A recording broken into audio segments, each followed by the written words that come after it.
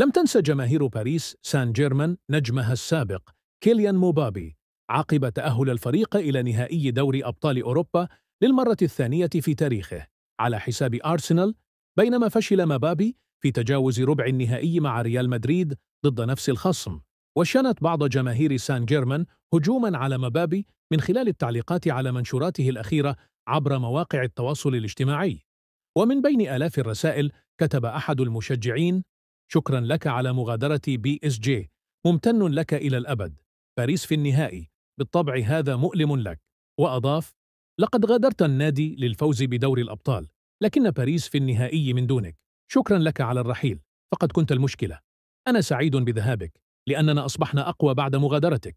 وفي المقابل ظهرت تعليقات أخرى مدافعة عن نجم ريال مدريد، حيث كتب أحدهم: بكل أمانة مشجعو باريس، ماذا فعل لكم كيليان؟ لقد أعطى كل ما لديه للفريق.